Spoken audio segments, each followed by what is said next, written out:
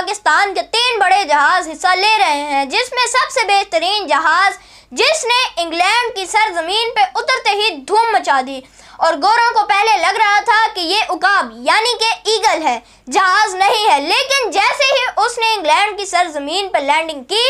تب جا کے اسے پتا چلا کہ یہ تو پاکستانی عقاب ہے۔ جہاں پہ انگلینڈ پہنچ چکا ہے وہاں پہ رائل انٹرنیشنل ایئر شو میں حصہ لینے کے لیے، لیکن اس کو جو عکس دیا گیا ہے وہ عقاب یعنی ایگل کی شکل کا دیا گیا ہے۔ اس تصویر سے ہی آپ اندازہ لگا سکتے ہیں کہ جیسے یہ انگلینڈ میں اترتا ہے تو وہاں پہ جو گورے اس کو دیکھتے ہیں وہ تو پہلے یہی سمجھ رہے تھے کہ یہ کوئی عقاب پہنچا ہے، لیکن جب یہ لینڈ کرتا ہے، رکتا ہے،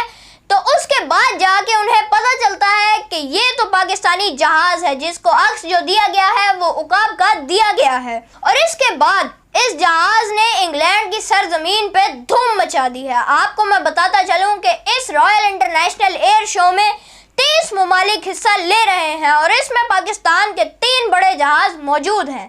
دوسری بات یہ بتا دوں کہ اس رائل انٹرنیشنل ایئر شو میں انڈیا کا کوئی بھی جہاز جو ہے وہ موجود نہیں ہے، اور یہ 20 جولائی تک ہم اسی طریقے سے جاری رہے گا،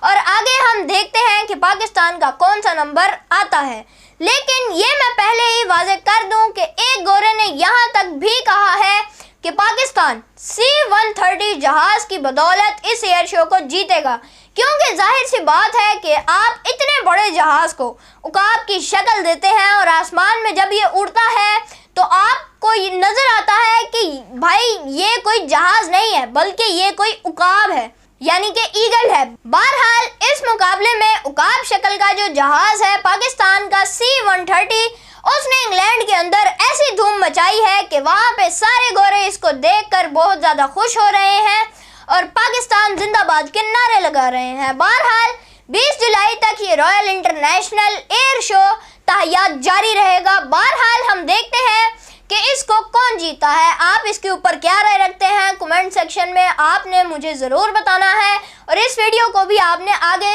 زیادہ سے زیادہ شیئر کرنا ہے۔ جہاں پہ بھی ہیں خوش رہیں۔ سلام پاکستان۔